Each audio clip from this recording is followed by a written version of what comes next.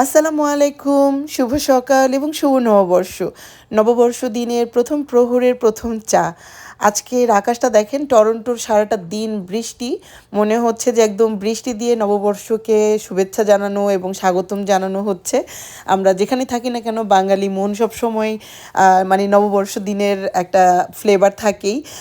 তো যাই হোক, একদম সকালবেলা শুরু করলাম আজকের ব্লগটা। যে কী করবো সারাদিনের হয়তো দিতে পারবো না, তবে আজকে একটা অ্যানাউন্সমেন্ট করব। সেটা হচ্ছে যে অনেকেই জানতে চাচ্ছেন যে পয়লা বৈশাখের কোনো প্রোগ্রাম হবে কি না আমাদের ড্যানফোর্থের বাংলা পাড়ায়। তো সেটা অবশ্যই আজকে বলবো। আর আমি কি করলাম সেটা একটু একটু করে দেখাই। আজকে আমাদের খুবই একটা ডিফারেন্ট পয়লা বৈশাখের সকাল গেছে। মানে আগের দিনের কোনো সেরকম কোনো প্রিপারেশন ছিল না। ডিফারেন্ট বলতে সেই কারণে সবাই ইলিশ মাছ খায়, আর আমি শুরু করছি একদমই রুই মাছ দিয়ে। সকালবেলা উঠেই হুট করে মনে হলো যে পান্তা যেহেতু বসানো হয় নাই গতকাল, তো আজকে গরম ভাতই খাবো, না হলে বছরের দিনটা মানে গরম ভাত দিয়েই শুরু করব। তো দুই রকমের ভর্তা বানাইতে বসছি। একটা হচ্ছে ডাল ভর্তা বানাচ্ছিলাম, আর একটা হচ্ছে যে রুই মাছ ভেজে রুই মাছের ভর্তা বানাবো। তো আমি ছাড়াও তো আমার হাজব্যান্ড আছে, ওনারও তো খেতে হবে। তো ওনার জন্যই আসলে এই আয়োজন। আর আমার হুট করে দুপুরবেলা একটা মানে পড়ে গেছে। তো ওখানে যাব, আমি একটু পরে আপনাদের সাথে শেয়ার করব। ভর্তাগুলো আগে বানায় নিই, আমার হাজব্যান্ডকে খেতে দিয়ে আমি যাব ড্যানফোর্থে। তো তখনই যেতে যেতে আপনাদের সাথে মানে আর কি শেয়ার করব যে কী অবস্থা হলো।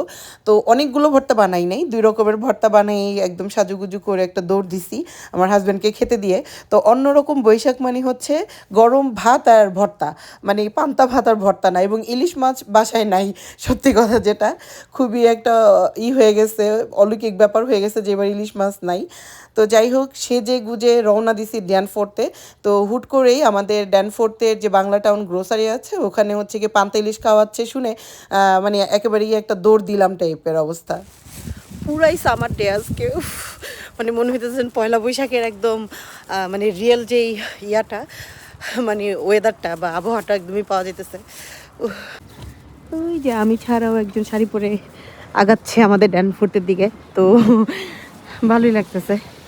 ভাবছিলাম আরও কিছু মানুষ দেখবো, কিন্তু আমি ছাড়া শুধু আরেকজনকে দেখলাম, লাল সাদা শাড়ি পরে হাঁটতেছে। আজকে আমি সালোয়ার কামিজ পরছি, আমি আজকে শাড়ি পরি নাই। আমাদের ড্যানফোর্থে অনেক কনস্ট্রাকশনের কাজ চলতেছে, এর জন্য এবার এখানে পাওয়া যায় নাই, আমাদের মঙ্গল শোভাযাত্রা করার পারমিশন পাওয়া যায় নাই। তো মঙ্গল শোভাযাত্রা হবে সেটা হচ্ছে গিয়ে আমি আমার পেজেও দিয়ে দিব না ওদের লিঙ্কটা। সামনের রবিবার দিনই হবে আমাদের মঙ্গল শোভাযাত্রা আমাদের ডেন্টুনিয়া পার্কে। সো যারা যারা মঙ্গল শোভাযাত্রায় আসতে চান সুন্দর করে চলে আসবেন। খুবই মিস করতেছি এই ড্যানফোর্থের আমাদের মঙ্গল শোভাযাত্রাটা। আশা করি সামনের রবিবার খুবই মজা হবে। এখন যাচ্ছি বাংলা টাউনে, তো দেখা যাক কী হয়।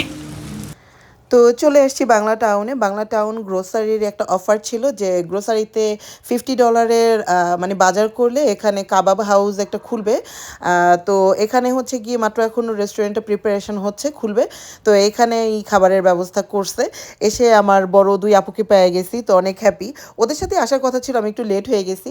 তো ওদের ভর্তা ছিল শুধু আলু ভর্তা, ইলিশ মাছ ভাজি, আর হচ্ছে গিয়ে পান্তা। মানে খুব সিম্পল আয়োজন, বাট আমরা এত মজা করে এত পেট ভরে খাইছি আলহামদুলিল্লাহ। বাংলা টাউন গ্রোসারিকে অনেক অনেক থ্যাংক ইউ এত সুন্দর একটা আয়োজন করার জন্য, এবং একটা ফটো বুথ টাইপের খুলছে। এটা এটা তো খুবই ভালো লাগছে। আসলে পয়লা বৈশাখের দিন যদি একটু বৈশাখী বৈশাখী আমেজ না থাকে তাহলে কি ভালো লাগে বলেন? তো সারাটা দিন হাবিজাবি করে যখন এখানে আসছি তখন খুবই ভালো লাগতেছিল। আমি আসছি দুপুরবেলা, আমি জানি বিকেলে বা রাতের দিকে আরও মজা হয়েছে বা আরও হবে। তো যাই হোক, অত মজা নেওয়ার মানে অবস্থা নাই, আপাতত যতটুকু হচ্ছে ততটুকুই। আর আমাদের সামনের 18 তারিখ তো অবশ্যই খুব সুন্দর করে মঙ্গল শোভাযাত্রা হবে, সেখানে সবাই যোগ দিবেন আশা করি, ডেন্টুনিয়া পার্কে বেলা 12টায়। তো এই তো আমার পয়লা বৈশাখের দিন খুব সুন্দর কাটছে আলহামদুলিল্লাহ।